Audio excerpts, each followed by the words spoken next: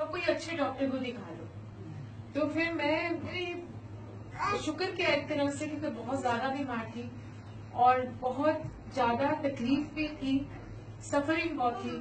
तो फिर 97 में मुझे जब अटैक हुआ अस्थमा का, तब तो डॉक्टर्स ने भी जवाब दे दिया, और ऊपर से नीचे तक मेरी स्किन एकदम ऐसे हो गई जैसे कुछ समझ नहीं आया एकदम क्या हो गया, और वहां ब्लड था, पस था, ऊपर से नीचे तक। सो फिर क्या हुआ कि एक संगत है, मतलब कोई पुरानी और नई वैसे नहीं होता है। गुरुजी हमेशा कहते थे ਤੁਹਾਡਾ जन्म जन्म का रिश्ता होता है अपने गुरु नाल, लेकिन मतलब जस्ट फॉर रेफरेंस वो पुरानी संगत थी और उसने मुझे नच किया और कहते मेरे गुरुजी आए हैं दिल्ली पंजाब से, अब एक बार मिल लो, आप बहुत डिस्ट्रेस लग रहे हो। तो मैंने कहा नहीं, मैं नहीं अब जाती, मैं बहुत गुरु और बाबा के पास जा चुकी हूँ और पंडितों के पास, एस्ट्रोलॉजी के पास, टैरो कार्ड रीडर के पास, अब मुझे बहुत हो गया। तो कहती एक बार चल।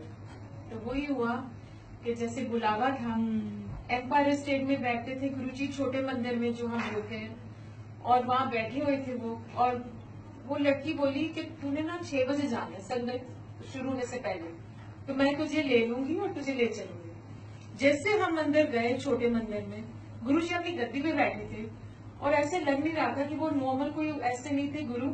उन्होंने शॉर्ट्स पहनी हुई थी, टी शर्ट पहनी हुई थी, ट्रेनर्स पहने हुए थे और अपनी वॉक करके आए थे अभी। और लेकिन उनका चेहरा ऐसे था जैसे कुछ चांद हो, चाहे you know, it was like glowing. तो जैसे मैंने मत्था टेका, मुझे खुशबू आई जैसे रोजेस की खुशबू होती है, बहुत बहुत ही मीठी खुशबू थी। और जैसे मैंने मत्था टेका, मुझे पहली बार लगा कि जो मैं भटक रही थी, कभी किसी गुरु पास, कभी किसी पंडित पास, मेरी भटकना बंद हो गई और मुझे लगा कि मैं सचमुच पहली बार सही जगह आ गई, क्योंकि आत्मा को पता होता है कि क्या सच्चाई है। और वो मैंने जैसे मत्था टेका, गुरुजी ने कहा तू रोज आना है और रोज लंगर खाना है ना। वो सितंबर 97 की बात है, अक्टूबर 97। मुझे गुरुजी हमेशा अपने पास यही बिठाते थे, बिल्कुल यही, क्योंकि मेरा चेहरा इतना खराब था, कोई लंगर खाने को तैयार नहीं था, जो बाद में गुरुजी ने बताया कि तेरे नाल तक कोई लंगर खाने को तैयार नहीं सी। तो मुझे बैठाते थे और यही मेरा अस्थमा अटैक शुरू हो गया। अक्टूबर चेंजिंग सीजन होता है दिल्ली में, आपको पता ही होगा। तो मैं बैठे बैठे मुझे सांस मेरा रुक गया और I was sorry turning black and blue, और मैंने कहा गुरुजी मुझे जाने दीजिए, मुझे हॉस्पिटल चाहिए। अब ये आपके लिए बहुत बहुत जरूरी ये बात है, क्योंकि आप ये सुनिए कि कैसे गुरुजी ने मुझे ठीक किया। तो गुरुजी एकदम कहते हैं चुप करके लंगर खा। तो मैंने कहा गुरुजी वैसे तो अभी कुछ पानी भी नहीं पिया जाएगा, मैं नहीं खा सकती हूँ, ना ही पी सकती हूँ कुछ, मुझे जाना है। तो मैंने रोना शुरू कर दिया, क्योंकि गुरुजी ने फिर डांटा, कहते हैं अगर तू ठीक होना है कि तू चुप करके लंगर खा ले, अयो तेरी दवाई है। तो ऐसे गुरुजी आई नीड स्टेरॉइड्स, मुझे स्टेरॉइड्स की आदत है, हर चेंजिंग सीजन में लेती हूँ, मुझे पता है वही मेरी दवाई है, मैं ठीक हो जाऊंगी। कहते अपना लॉजिकल माइंड नहीं लगाएगा, जब अपनी बाहर जूती उतार दी, अपने बर्ड्स उतार के आया कर, अयो तेरी दवाई है, अयो तेरे स्टेरॉइड्स है। तो मैंने फिर एकदम इतना रोई। तो वो जो साथ में संगत बैठी थी कहती आप चुप करके खा लो। मैंने खा लिया, जैसे मत्था टेका, मन ही मन मैंने बोला मैंने अब यहाँ कभी वापस नहीं आना, क्योंकि गुरुजी को समझ ही नहीं आई।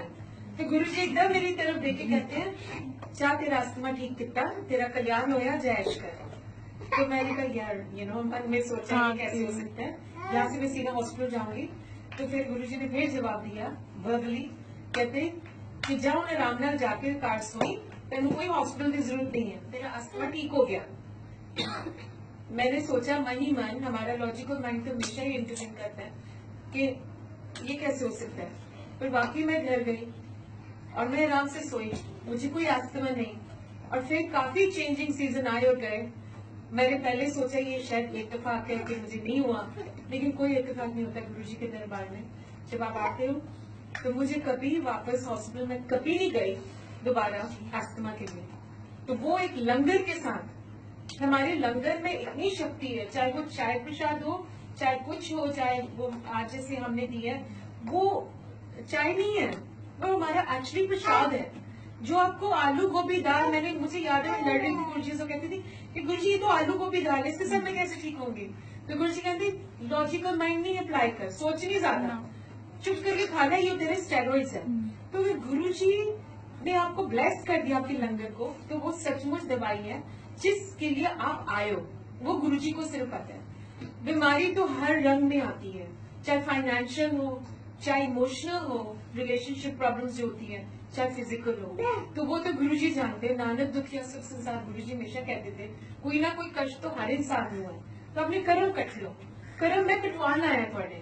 हर युग में कोई ना कोई अवतार आए हैं, तो गुरुजी इस युग में, जिसको हम कलयुग कहते हैं, जिसको असल में हम अब घोर कलयुग कहते हैं, तो गुरुजी आए हैं हमें ताड़ने के लिए, हमें समझाने के लिए कि रब है। क्योंकि गुरुजी कहते थे, खासकर दिल्ली में, मैं तो दिल्ली में रहती हूँ, आधा दिल्ली आधा मैनचेस्टर, पर दिल्ली की संगत मैंने बिल्कुल नहीं समझी। वो समझती है कि पैसा रब है, और दिल्ली में तो ऐसा है ही। तो गुरुजी कहते कभी कोई महापुरुष कभी दिल्ली पहले नहीं आया, मैं पहला महापुरुष हूँ, क्योंकि थोड़ी लोड़ है, थोड़ा कारण आया। आगे सुनिए, बहुत महीने बीत के मेरी जर्नी स्टार्ट हो गई थी, स्पिरिचुअल जर्नी कह लीजिए। और मैं जैसे जैसे मैं गुरुजी के पास आती रही, एक लगन लगती गई। दिल ही नहीं करता था, एक बार बैठ के तो दिल ही नहीं करता था कि हटने के लिए।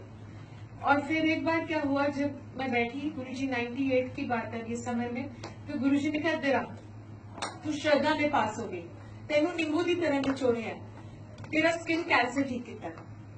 और जब ऐसे बोले गुरुजी, मैंने एकदम देखा इनकी तरफ, मैंने कहा मैंने तो बताया नहीं था, चाहे मेरा फेस एकदम डिफॉर्म था, मेरी आंखें बंद थी, तो मेरा अगर हंसती थी तो फेस एकदम ब्लीड होता था, तो बुरा हाल तो था ही, और कोई मेरी शक्ल देखता ही नहीं था, क्योंकि जो कोई संगत आती भी थी तो ऐसे आंख मोड़ लेती थी मेरी शक्ल देख, कितना भयानक शक्ल थी मेरी। तो गुरुजी ने कहा कि फिर आगे जो बोला उन्होंने वो बहुत हैरानी वाली बात थी। कहते हूं तू आईने को ना डरिया कर, आईने में शक्ल देख और बत्ती ना बंद किया कर बाथरूम की। जब ये बोला, मैंने कहा ये तो बहुत पर्सनल चीज है। मैं वाकई बाथरूम की बत्ती अपनी बंद करके पे जाती थी, क्योंकि डरती थी कि कोई आईने में मेरी शक्ल ना दिख जाए मुझे, क्योंकि मैंने रोना शुरू कर देती थी। तो मैंने एकदम चौंकी गुरुजी की तरफ देखा, तो गुरुजी कहते हैरान क्यों रही है, तो सस्ते विच रब मिल गया, तो ना बैठ भी जाता है, खा भी लेंदा, गल्ला भी कर लेंदा, तब पता ही नहीं था मैं कौन है। जो मैं चले जाऊंगा ना तब समझ आ गई कि कौन आया सी। तो कहते एक दिन आएगा लाइनें लग जानी अपने मंदिर च, इस करके आया करो। जो मैं कहना रोज आना है तो मुझे रोज आना है। उन दिनों में छोटे मंदिर में 7 दिन लगता था लंगर, तो 7वें दिन गुरुजी ने कहा था कि आना ही आना है। तो ऐसे मेरी जर्नी कंटिन्यू होती गई। तो मैं फास्ट फॉरवर्ड थोड़ा सा कर रही हूँ। फिर 2007 में जब गुरुजी अपना चोला छोड़ के जा रहे थे, तो मुझे कहते हैं वो मैं मतलब ऐसे डायरेक्टली नहीं बोला मैं जा रहा, मैं कई लोगों को बोला था, उन्होंने बोल दिया था कि मैं जा रहा। कहते तेरी सेवा है सत्संग करना और संगत जोड़ना। तो मैंने बड़ा सीरियसली ले लिया वो, क्यों कहते वही तेरा काम है, वही तेरी सेवा है। 3 चीजें हमेशा बोलते थे, कहते थे गुप्त सेवा करो, गुप्त पाठ करो और गुप्त दान करो। मतलब दिखावा नहीं होता, रब नू प्यार करना, रब नू पाना एक दिखावा नहीं है।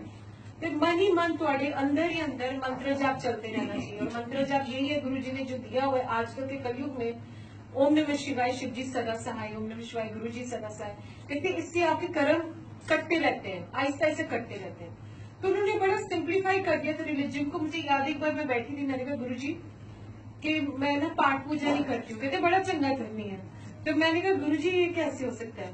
कहते नहीं, क्योंकि तुम्हारी असली पाठ पूजा है तुम्हारे कर्म। तो आपकी कॉन्डक्ट, आप कैसे पेश आते हो दुनिया से, आपकी सोच क्या है, आपका बोलते क्या हो, करते क्या हो। सो इसलिए आपकी सोच उससे लेके आपकी करनी जो है और बोलनी जो है, उसमें बहुत नम्रता रखो, दया रखो, कंपैशन रखो। कहते जिहदे अंदर दया नहीं वो वैसे ही रब को दूर है। तो इस करके तुहाडी जिहड़ी कॉन्डक्ट है वो तुहाडा रब है, वो तुहाडा रिलीजन है।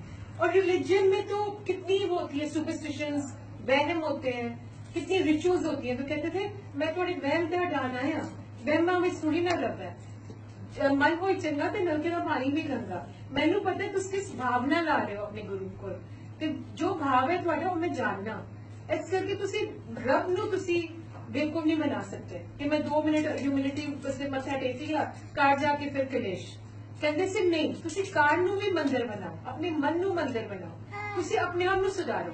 कहते नहीं तो मेरे उससे कैंसर, अस्थमा, डायबिटीज ठीक करना तो मामूली चीज है, तो ठीक करना मुश्किल है, क्योंकि तुसी अपने कर्म नहीं सुधारते। तो वो फायदा नहीं है आप सत्संग आओ 2 मिनट के लिए मत्था टेको और घर जाके वही गलत काम करो। क्योंकि गुरुजी को पता है, एक बार आप गुरुजी से जुड़ जाते हो, गुरुजी को आपके हर सोच का पता है, हर करनी का पता है, और हर जो आप बोलते हो वो सब पता है उनको। तो इसीलिए आप हमेशा यही सोचोगे गुरु जी अपने चरणों में रखो और आप ही मुझे बदल सकते हो, खाली आप ही, क्योंकि गुरु जी ही हमें मतलब हमें प्योरीफाई करते हैं, हमें शुद्ध बनाते हैं, हमें बनाते कहते थे हमेशा जब किसी का कल्याण करते कहते ले मैंने बंदा बनाते देख ले। तो अपने आप ही मतलब तुम टाइम के साथ आते आते अपने आप देखते हो चेंजेस आती है। तो गुरु जी इसलिए कहते थे सत्संग करना और सत्संग जाना बड़ा जरूरी है, उसे बस आना है, हाजिरी लगाया करो, एक रेगुलरिटी, एक थोड़ी कंसिस्टेंसी होनी चाहिए सत्संग में, जैसे वंस अ मंथ रख लिया, ताकि ये नहीं कहते थे डॉक्टर को भी जानते हो बीमारी उससे फिर रेगुलरली जानते हो ना, ऐसे नहीं एक बारी गए हो फिर नहीं गए, इस करके रब को जो जानते हो it's a journey of the soul.